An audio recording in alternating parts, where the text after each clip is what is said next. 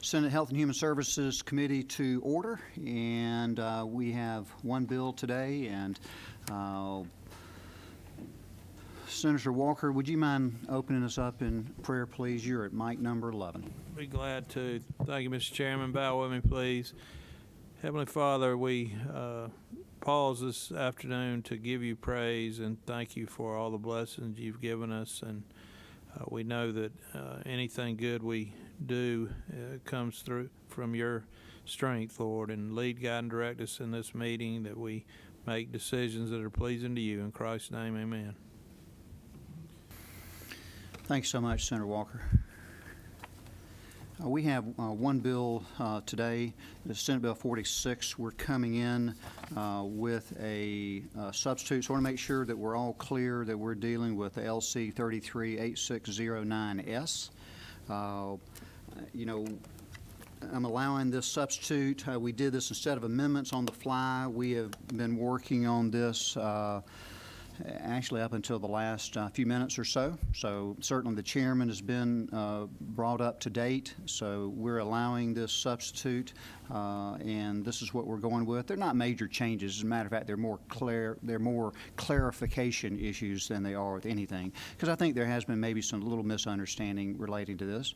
But not going to steal our esteemed senator, chairman of insurance, Senator Dean Burke, who's on microphone number 2.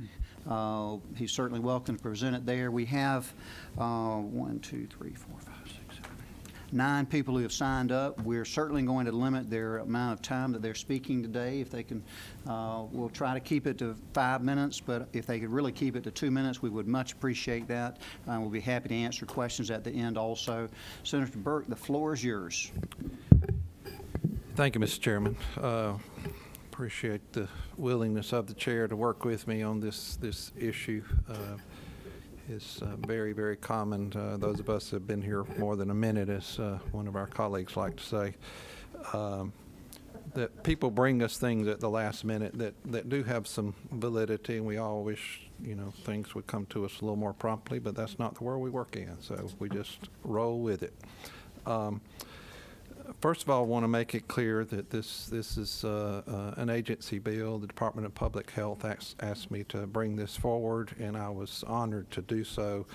The work that they have done in this pandemic is hard to describe. The hours and blood, sweat, and tears that they put into trying to provide the right services at the right time, and all the constraints that have been on them from the standpoint of supplies and vaccines and all the other limitations. So I want to thank them publicly for all their hard work, and like I said, I was delighted to carry this bill.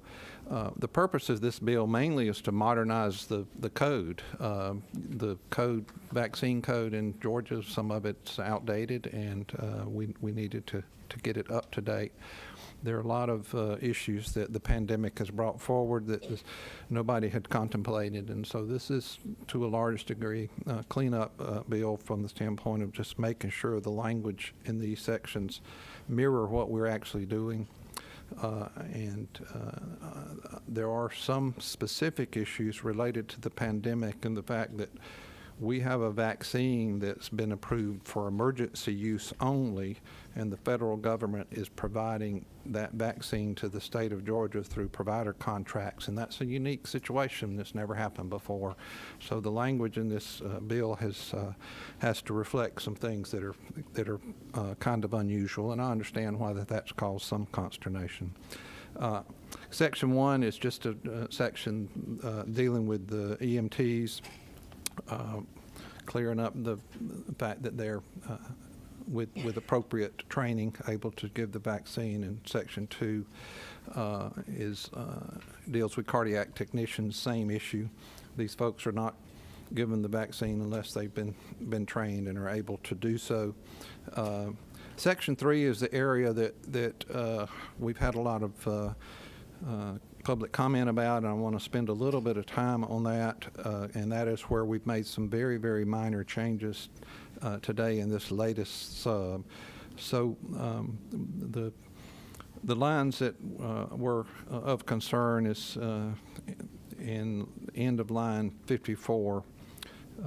And this is about enrolling people in the vaccination, and it says, or to a third party. And the third party in this section is specifically the CDC. They are the people who are in control of the vaccine and the people that are giving us the rules that we as a state and as providers given the vaccine have to follow those rules.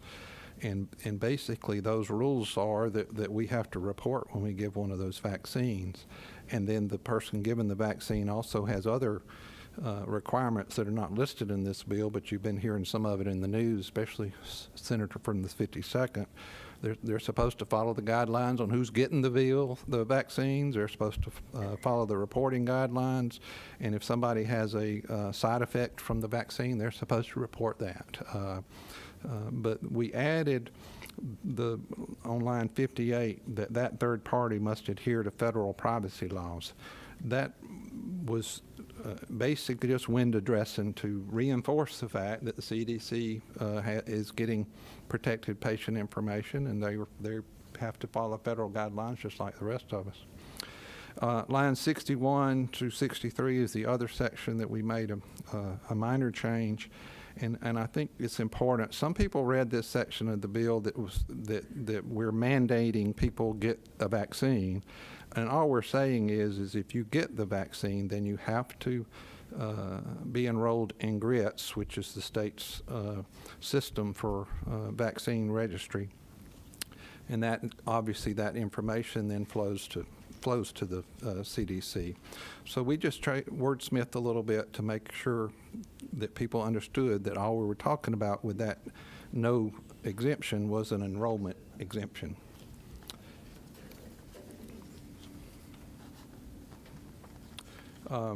In section 4, we do define what GRITS means because that wasn't in the code. And then there's some information about flu vaccine. Most of the rest of section 4 are just code cleanup. We did deal with mass vaccination, and some of the language in 210 to 216, 217 are making it clear that when you're doing mass vaccinations, you don't have to check the registry before you give the vaccine. When you're doing a single vaccine, you're supposed to check the registry. But when you're doing mass vaccinations and you might have 1,000 people in line, you have to enroll those people, but you don't have to check the registry before the vaccination process. Again, the remainder of the bill is mainly clean up. We don't give cards anymore to people that get vaccine because of GRITS is the official registry. And there's some mention of the mass vaccination process outside of the current state of health emergency. That's on page 15, lines 359 to 364. Again, just making sure everyone understands that there is a process for mass vaccination in Georgia because we've been doing that for several years, but it wasn't clear in the code that it was allowable. So we wanted to make sure that that was clear. Mr. Chairman, that's a summary of the bill. I'll be glad to stand for questions. Why don't we do this? Why don't we have the folks testify, and then we'll follow up the committee with questions unless there's some burning question that somebody needs to be answered. Well, yes. So probably that's a burning question. I appreciate that. So in our haste in working through a couple of these issues and adding on the language there's one page missing from this. It is on its way, and we certainly will not be voting on it.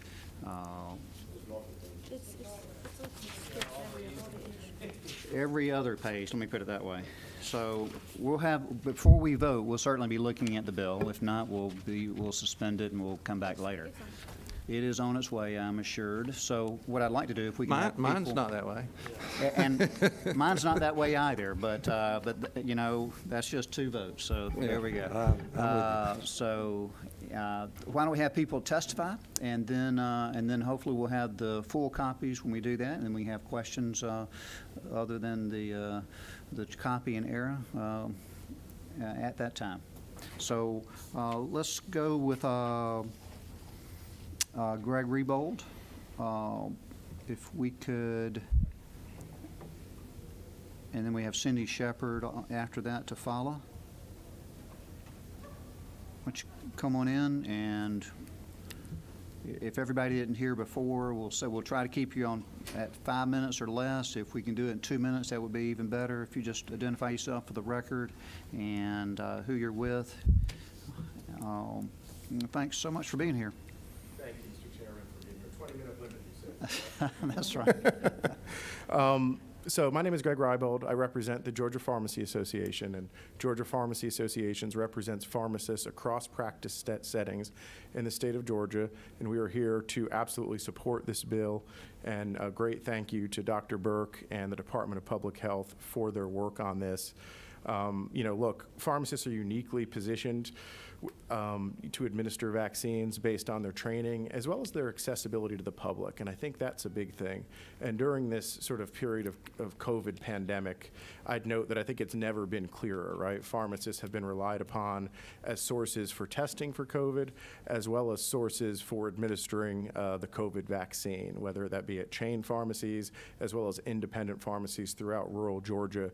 We're seeing great success with that.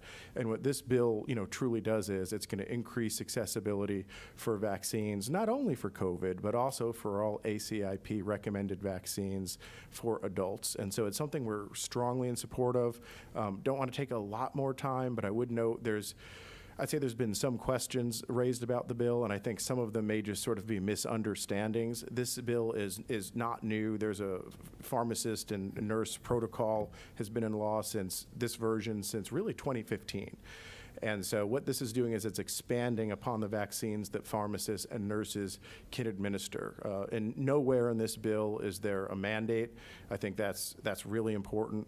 I think there is some confusion that this establishes a registry, but GRITS has been on the books in Georgia for a really, really long time and for a really good reason. And then we also have this, you know, VAERS system federally where providers are required to file if there's an adverse event under certain circumstances. And so I think, you know, DPH and Dr. Burke have spent a lot of time making sure this bill works and makes sense.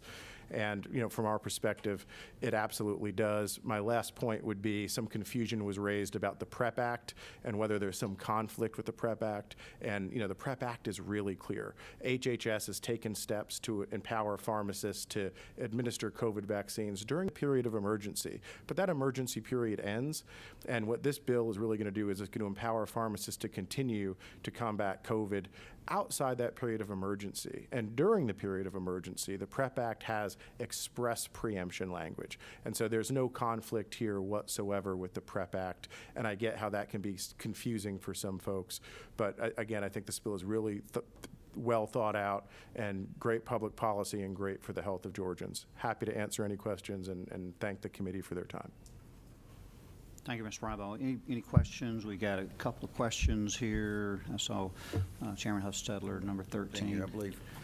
Great to have you here again, Greg. And I think Thank you, Senator. probably majority of the people on this committee were here in 2015 when we updated the laws, and I think it's been a big success.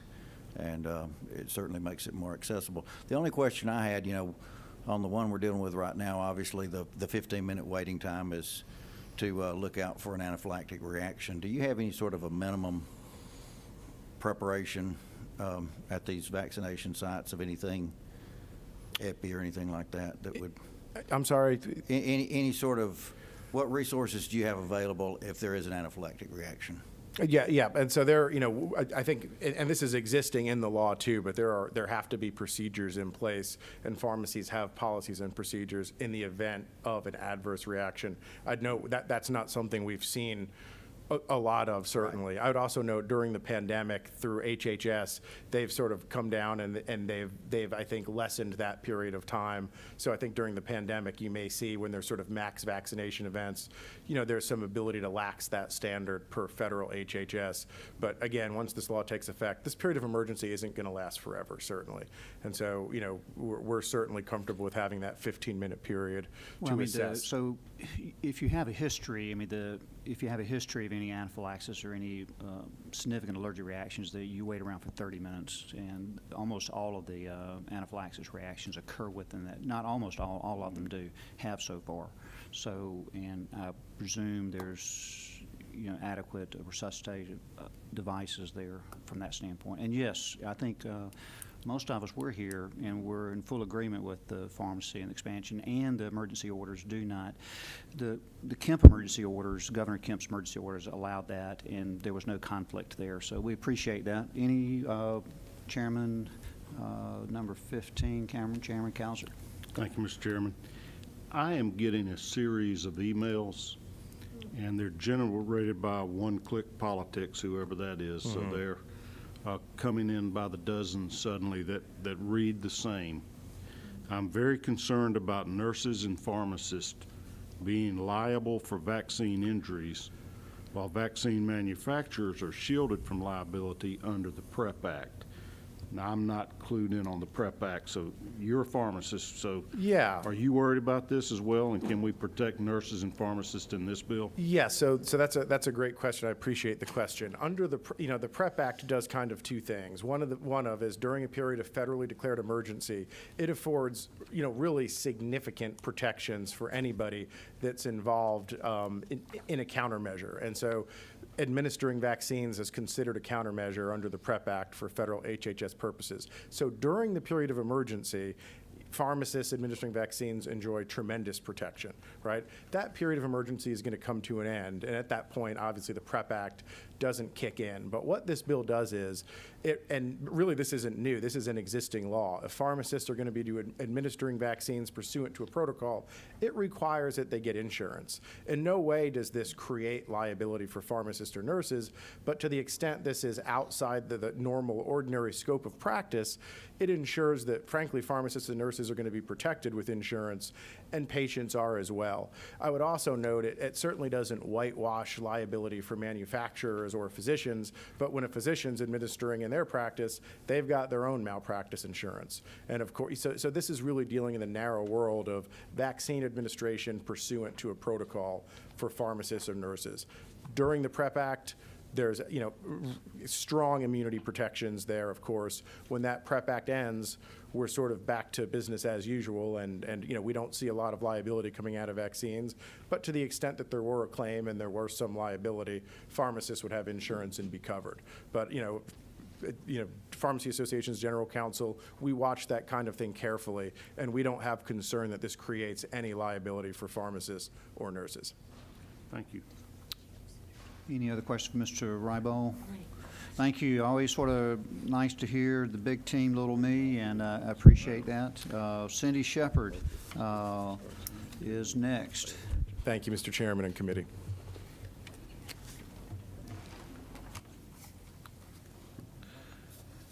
And thank you so much. And on standby is Tia Severino. You have the floor, Ms. Shepard.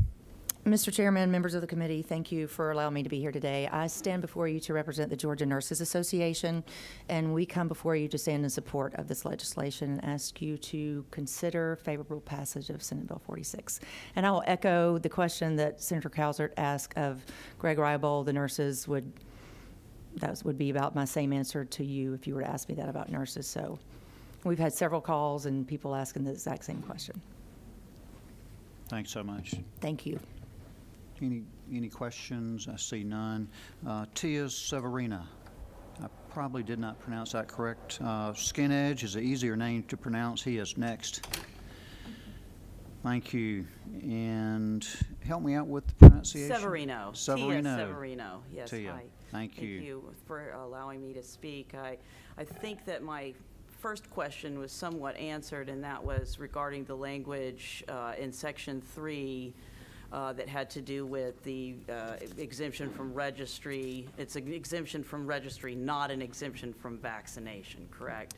So I appreciate you guys getting that language tightened up a little bit more. It makes it easier for those of us that are not familiar with how everything gets done in here to look at it in black and white and understand it. But I have one other thing that I would like to bring up, and I hope that you guys in your discussion, gentlemen and ladies, will in your discussions hopefully at least consider this, and that has to do with the mass vaccinations.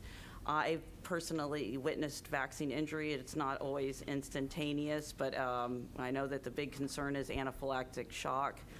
But when you have a mass vaccination situation where you're vaccinating people in their cars, or you're in a rural area where there's not a lot of emergency vehicles available to respond to a situation, if you have multiple people, like what we saw out in San Diego, where they had multiple people had anaphylactic shocks right there on site at the mass vaccination, which sure would not be something that we would want to see happen, where multiple people have a severe reaction or a life-threatening reaction and they are not able to get medical care. So if you, while you're discussing this, if you can at least have that in your thoughts of how can we ensure that there is, in the arguably rare situations where people have life-threatening reactions to the vaccines. I think 15 minutes is weak. I think 30 minutes is also probably not enough time. But if you have multiple people getting a vaccination all at once, you could have multiple reactions, and that's really all I had to I say. have a question, Dr. Kirkpatrick. Yeah, I think I can comment on that, because I've been giving vaccinations at a mass vaccination site on the weekends. And the way it's set up is a partnership between the health department and the emergency management folks. And they have EMTs, paramedics, everybody sitting in that waiting area where you wait the 15 minutes or the 30 minutes if you have a history. So that's contemplated in all these mass vaccination sites, and I think it's going really smoothly. But thanks for raising that, and that certainly ought to be considered anytime we raise up a mass vaccination site. And I had only put that I was opposed to the bill simply because I felt that there's a lot of vagueness that I'm hoping you guys are, gentlemen and ladies, are working on really tightening up. I haven't seen the most recent version of the bill, but I will be looking forward to looking it over once it's available. We appreciate that, and thank you so much for being here. And we, everybody on the committee does have one to substitute and all the pages. So, and the changes, let me just for the record, the changes were for clarification. Dr. Burke used the word window dressing. That's not the word that I would use, but but it does clarify it, and I really appreciate your point. And now that you have a copy, hopefully, if you have any questions further, we can talk later. Also, And your point about the way it is vaccinated, certainly not pertinent on this particular piece of legislation, but there's certainly multiple platforms for you to address that, and we certainly appreciate you being here. And I will tell you my experience too. We've, at our facility, we gave I think 3 weeks ago, we gave 960, gave 1,000 the next weekend, and I think because of the limited supply, I think we only gave 350 or so last weekend. But they're going along really smoothly. Patients are amazingly so appreciative. My nurse, who's doing overtime by working on the weekends, she's coming back really pumped, ready to go to work again because of the positive feedback that she's getting. I'm sorry, getting off topic. Skin Edge is next, and then Thomas Busey, Georgia Retailers, Josh Mackey after that, Anna Adams, Bethany Shearer, and Becky Riles. Skin Edge, thank you. Mr. Chairman, members of the committee, good to be with you today. This is somewhat of an historic day at the Capitol. Not only are y'all considering a very forward-looking bill from Chairman Burke, anytime you've got Mr. Rybold from the Independent Pharmacist and myself on behalf of CVS speaking in favor of the same measure, it's a big day. So we are here to lend our support to this bill. We think it is a very positive bill. If we've learned anything during this pandemic, it's important that we have vaccines as convenient and available to the public as possible. We think this bill does both of those things.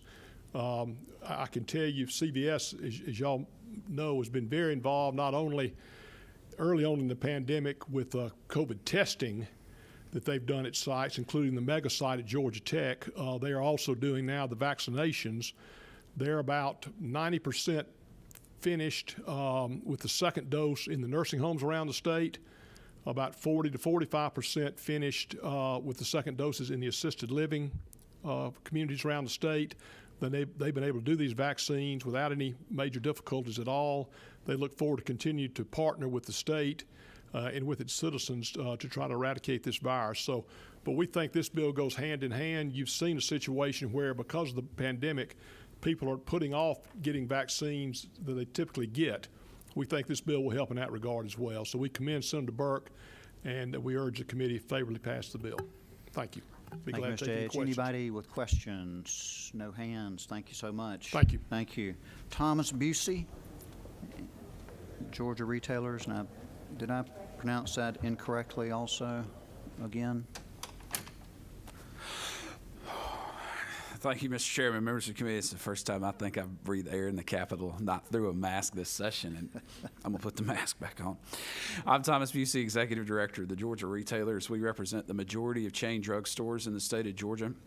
We'd like to thank Senator Burke and the department for bringing this bill to provide vaccine access to more people in Georgia.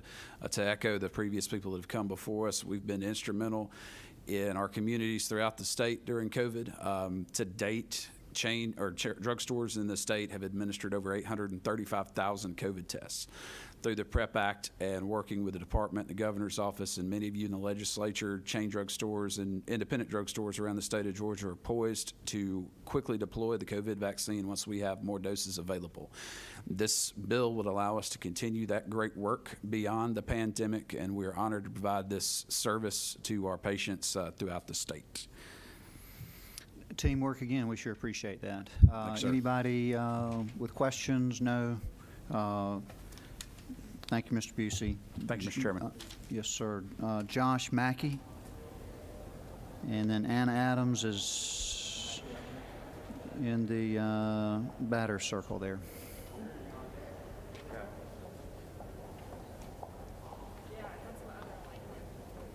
No, we have a new, Mr. Mackey missed his spot.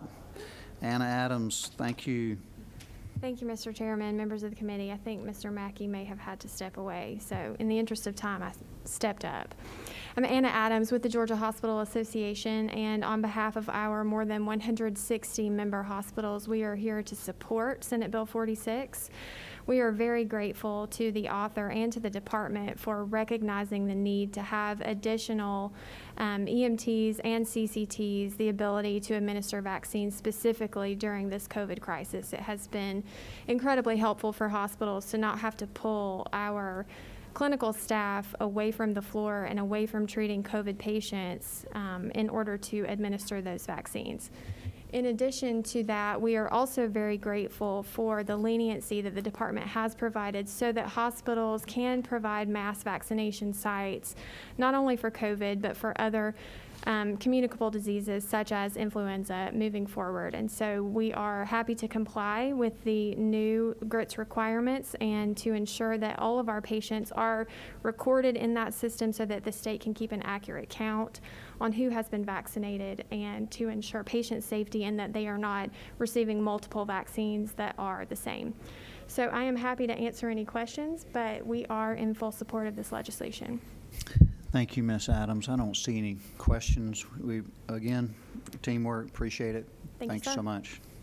Bethany Shearer with Medical Association of Georgia is coming through the door. I'm Bethany Scher with the Medical Association of Georgia. We represent just over 8,500 physicians in the state of Georgia.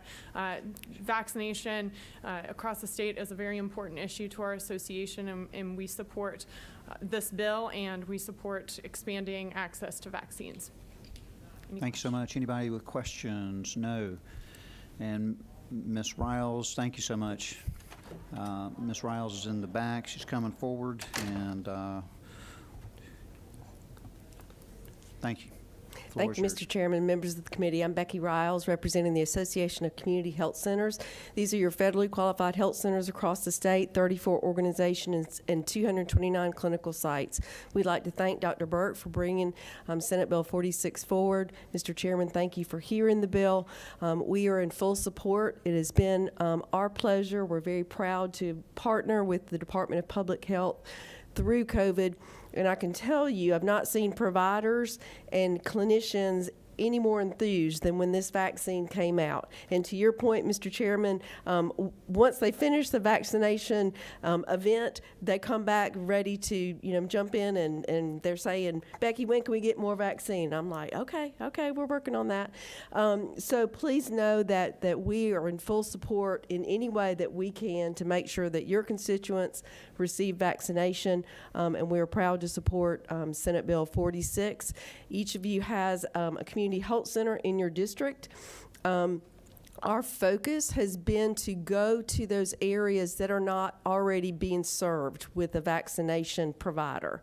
So we want to go to the Ludowiczi's. We want to go to the Oscillas, where there are not a lot of providers already in those locations, and those are the sites that we've enrolled for vaccination. But even in metro areas, there are areas that are underserved, and those sites have enrolled as vaccine providers as well. I'll be glad to answer any questions. We appreciate your brevity, but having said that, everybody else has been very brief, so she's the last one before we have further discussion and maybe a vote too. How many federally health qualified centers are there in the state? There are 34 organizations and 229 clinical sites. So 229 clinical sites, obviously some in the more urban areas have more than one site.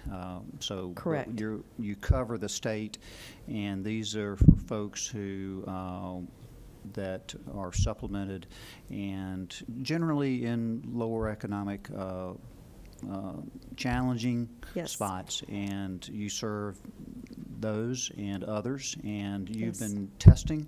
I've seen the pictures of it, and you've been given vaccines, and y'all been doing a great job, and we really appreciate this safety net for all.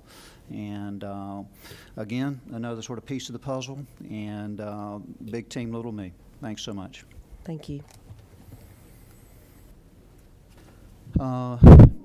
Excuse me, Mr. Chairman, Senator Burke, do you have any follow-up? And then if we have any questions, would like to go with that. And discuss the changes in the sub and the need for the bill and what it's trying to accomplish. Megan Andrews from the department is here to answer any questions or to correct me if I make a mistake, which I'm very likely to do. But again, I'll be glad to clear up anything if members have any. Does anybody have any concerns. other late arriving concerns? 15 right here, Mr. Chairman. Mr. Chairman, I got two questions, if you'll indulge me. If I could direct you to lines 374 through 381 on, basically, let's just call this vaccines for children. If you're under 13 and don't have a prescription, or if you're under 18 without a prescription for different types of these vaccines, why are we taking that provision away? And is it just for a period of emergency, or are you changing the underlying law forever that you can now give vaccines to kids? What I'm reading is kids don't need this vaccine, or certainly not near as much in demand as vulnerable populations. That's kind of a technical issue. I'll let Megan answer that, if you don't mind, Mr. Chairman. No, Ms. Andrews, you mind just identifying yourself, who you're with, and your role here? Yeah, happy to. My name's Megan Andrews. I'm the Director of Government Relations for the Georgia Department of Public Health. I wish Betsy was here, but that section is, she moved it up into the definition section of vaccine. So children over the age of 13 can still get the flu shot from a pharmacist. And then the other ones were related to children over the age of 18, I believe. The meningitis and pneumococcal. So she's just striking the law from this state, this place, and reinserting it in the definitions And moving it up code? to the definition section, Okay. yes. And before you step down, my other question is, just keeps going through my head.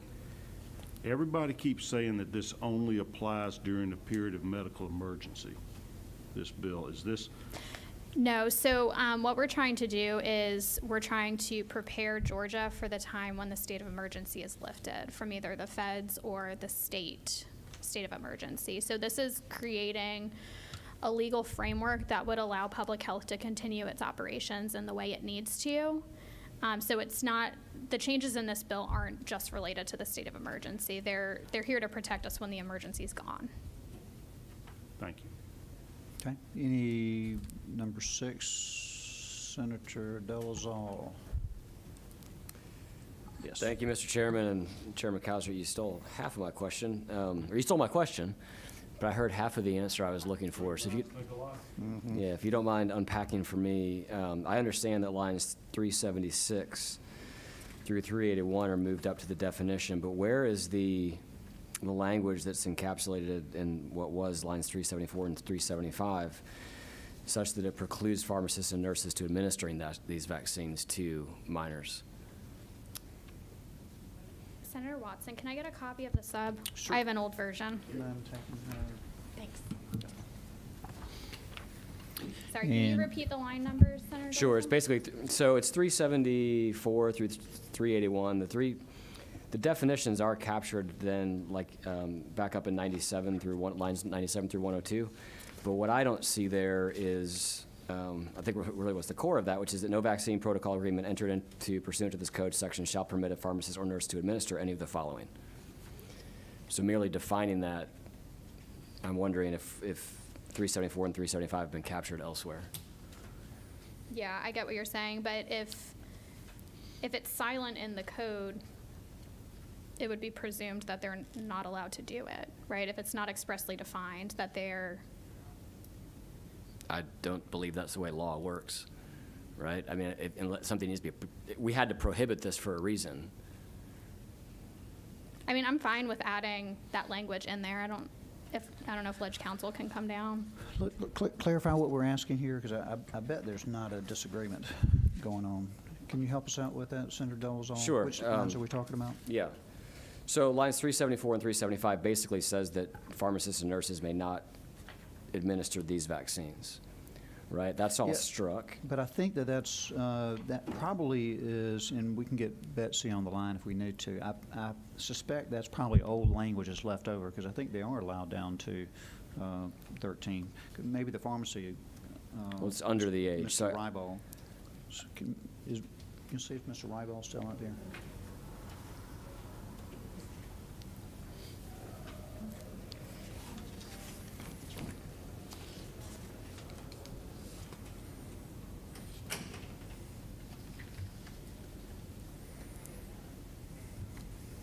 Mr. Chair, I did have other questions. Maybe while we're waiting, if I could Yes, move on to those. that's a good idea. Great. I had a question about lines 61 through 63. And can you help me understand why we allow enrollment exemptions typically, but we would not want to allow enrollment exemptions during a declared public health emergency? Yeah, I'm happy to. So during normal times, if say a parent takes their child to get their measles vaccine and they don't want their child's information to be included in GRITs, we allow them to fill out paperwork to exempt themselves. The issue with the state of emergency is we send all of our administration information to the federal CDC. So they don't get patient names, but they do get like date of birth, race, ethnicity, et cetera, to show how much vaccine Georgia has administered. And they use that information to determine how much vaccine they're going to send to Georgia. So we do need that information, that limited information, in order to continue receiving the allocations that Georgia deserves. That's great. So line 51 says individually identifiable vaccination information regarding a person. What makes that individually identifiable?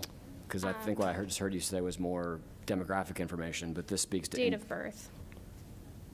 date of Okay. birth, zip. There's a very complex formula when something becomes identifiable, but a birth date is certainly I think I would feel a included in lot more comfortable if that was spelled out specifically. So they are still required to, this is still HIPAA protected. Okay, great. So, okay. So I want to also verify the lines 103 to 106 are essentially recaptured in lines 382 to 384. I noticed that the recapture in 382 to 384 does not include the parental consent. However, it does appear that the parental consent is in lines 385 and 386. Can you verify that that is the intent? Yes, can you read the line numbers again to me? I'm sorry, lines 103 to lines 106 are struck. Okay. And that basically speaks to parental consent if a minor. And it also speaks to informed consent. I think that the bulk of that's captured in 382 to 384, but it does not include the parental consent. But the parental consent, if I'm reading this correctly, is, I guess, was an existing code in 385 and 386. I want to make sure we're not doing anything here that eliminates parental consent. Right. Yeah, I mean, so 385 is not being changed. Is that Correct. what you're talking about? Yeah. Correct. Okay. Yep. I just wanted to verify that while Yes. while the new language that we were reinserting did not include parental consent, it was explicitly struck, that we're falling back on the existing parental consent that's in 385. Right, which says, yeah, parental consent is required before you vaccinate Yep. a child under 18. I've just had a lot of folks, or a number of folks, I guess, reach out to me with that specific concern, so I wanted to call Yeah. that out. So we just want to make sure we're clear on that. I mean, the question they're asking is not, it is requiring parental consent, and we're talking about not giving a live attenuated vaccine. Correct. Okay, gotcha. Okay, does that clarify? It does, other than the outstanding question that we have from before. Okay, and I'm, Mr. Rebo's on his way. He was.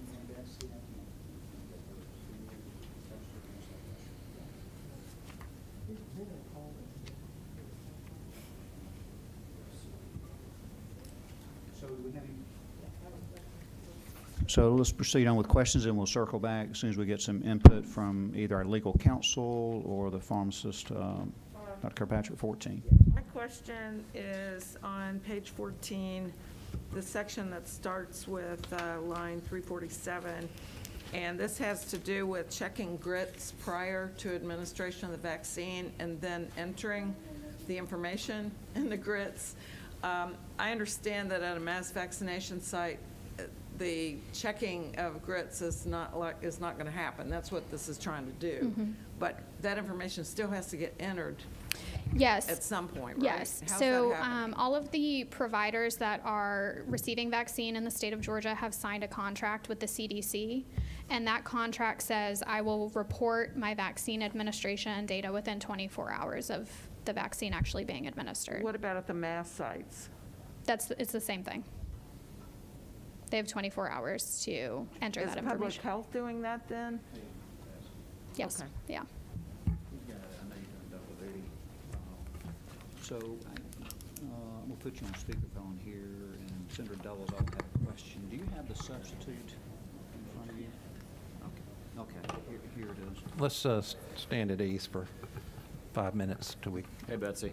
get this cleared up.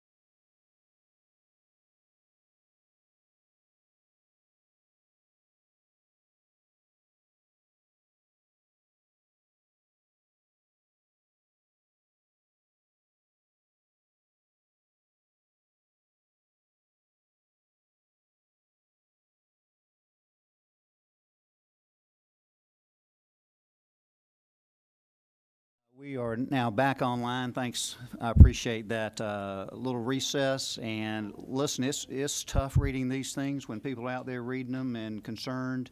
And I thought that was handled in another section of the bill, another section of the law, and it is. So I appreciate Senator Dolezal bringing that to our attention for his constituents, and Senator Calzert also. So are there any other questions relating to that, to anything? Let me just sort of clarify, Senator Dolezal, that section that he was alluding to, section 3, lines 374 through 381, if you flip back to 97 through 102, and is now the Advisory Committee on Immunization Practices, ACIP, and the only one that's limited there is a 13. All the others are guided by that. So I think that is the clarification there. Senator Dolezal and Senator Burke give me the nod, and so I think we're there. I think the other questions have been answered. Got a lot of nodded heads up here. So I think unless there are any other questions, I will entertain a motion.